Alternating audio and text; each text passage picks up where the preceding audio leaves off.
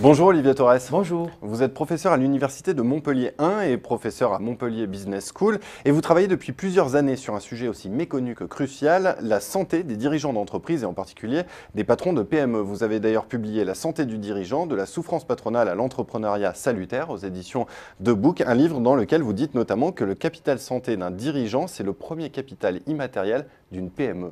Ah oui. Alors pourquoi ? Oui, je l'ai écrit et je l'affirme, c'est-à-dire qu'il y a une grande théorie en PME qui a été forgée par Henri Maët-Bollandel qui parle d'effet grossissement. Et autant la mort d'un dirigeant du CAC 40 a très peu d'impact sur le cours de l'action, autant la mort d'un dirigeant de PME devient cataclysmique.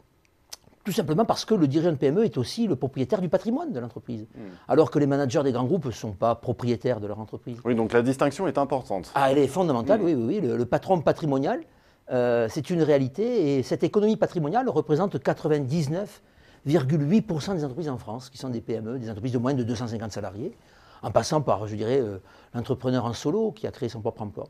Alors, quelles sont les sources de stress les plus importantes que vous avez identifiées chez les patrons de PME ?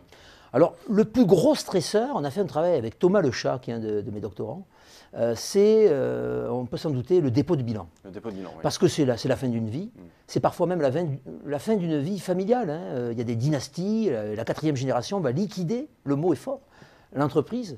Donc ça, c'est un stresseur énorme, avec des risques de dérive suicidaire. Et il y a d'ailleurs le tribunal de commerce de Saintes, en Charente-Maritime, qui est le premier tribunal de commerce en France à avoir mis en place une cellule d'écoute pour accompagner ces hommes et ces femmes. Alors, ces risques de suicide, on en entend très peu parler finalement. Quelle est l'ampleur du phénomène ? Alors, on n'a pas de chiffres sur, d'abord, le suicide au travail, que ce soit pour les salariés ou les travailleurs non salariés. On sait qu'il y a 10 500 suicides en France chaque année. Mais j'estime, par plusieurs recoupements, qu'il y a à peu près entre 1 et 2 dirigeants de PME tous les jours qui se suicident en France. Entre 1 et 2, oui, tous les jours. Oui. Oui, c'est un chiffre dans énorme. l'anonymat d'ailleurs le plus consternant, parce que quand vous avez un salarié de France Télécom qui se suicide, ça fait la une de tous les médias. Mais quand c'est un artisan, un commerçant, un expert comptable, parce que les professions libérales sont aussi des chefs d'entreprise, eh bien effectivement ça fait au mieux un fait divers, ça ne fait pas en tout cas la une des médias. Oui, ça intéresse moins. Alors, s'il est aussi difficile d'entreprendre, vous parlez justement de ces dérives suicidaires, quels sont les ressorts qui poussent néanmoins les individus à se lancer et à entreprendre ? Alors, vous avez raison de dire que ce n'est pas facile d'entreprendre, parce qu'il y a d'autres stresseurs. On a parlé du dépôt de bilan, mais un autre stresseur qui est très fréquent, par contre, c'est les problèmes de trésorerie. Les problèmes de trésorerie, oui. Et avec notre observatoire, on a travaillé sur, si vous voulez, la qualité du sommeil et les stresseurs. Et alors, de manière très très claire, les problèmes de trésorerie empêchent de dormir. No cash flow, no sleeping. Je dirais que c'est assez corrélé. Alors, heureusement, il y a quand même des éléments compensateurs, parce que sinon, personne n'entreprendrait. Et les ressorts sont très souvent des ressorts qui relèvent de la psychologie positive. Et notamment, un ressort très puissant que nous, on appelle un facteur salutogène, par opposition à pathogène, c'est-à-dire un facteur qui est bon pour la santé, c'est le sentiment de maîtriser son destin. Et un chef d'entreprise, qu'il soit homme ou femme, quand il crée son entreprise, quel que soit le secteur, a le sentiment de créer son propre monde, il crée déjà son propre emploi. Et ça, c'est un facteur extrêmement puissant, générateur de bonne santé. Donc en fait, vous êtes en train de dire que pour certains profils d'individus, entreprendre est bénéfique pour la santé, c'est salvateur. Ah, je vais même prochainement écrire un livre dont le titre sera « Entreprendre, c'est bon pour la santé ». Mais seulement pour certains profils d'individus, pas pour tous. Je relativise avec un bémol. C'est-à-dire que quel que soit l'individu, quand on entreprend, ça génère de la maîtrise du destin. Si vous montez un business plan et que vous allez voir votre banquier en disant « Vous savez, si je réussis, c'est que j'ai de la chance.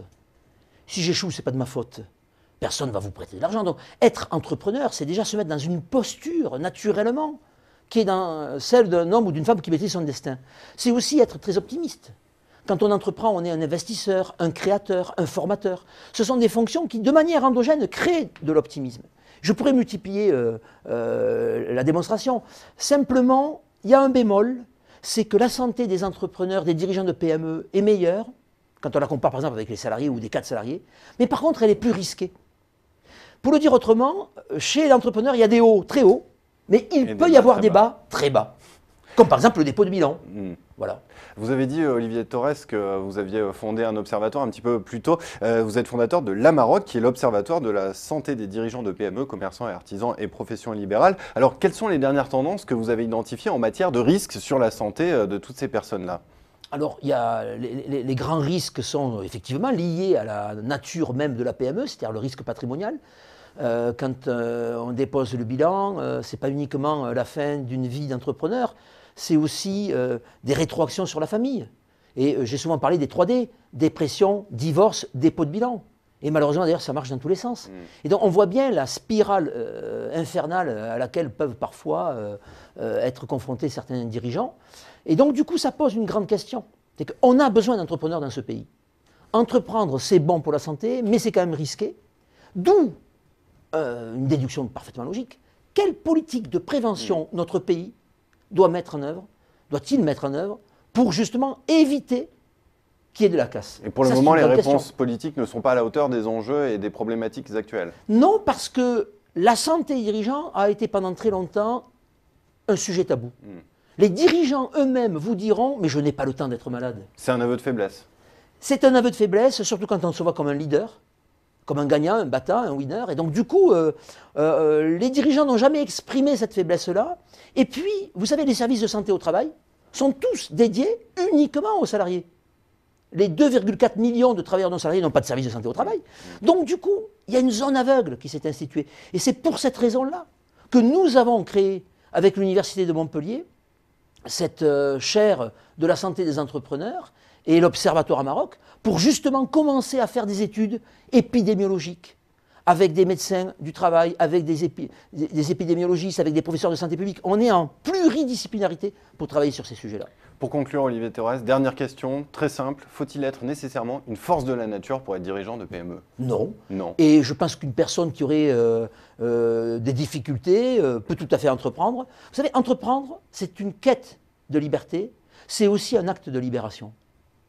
Et donc, quelles que soient nos origines, quelles que soient nos forces et nos faiblesses, il y a toujours la possibilité d'entreprendre. Maintenant, bien évidemment, l'entrepreneuriat de nécessité, c'est-à-dire quand on part avec quelques difficultés, peut générer des contraintes supplémentaires. Mais on peut tous entreprendre. Oui. Eh bien, Olivier Torres, merci. Pour ceux qui veulent en savoir plus, je renvoie à votre livre publié chez Debook, La santé du dirigeant, de la souffrance patronale à l'entrepreneuriat salutaire. Merci Olivier Torres. Je vous remercie.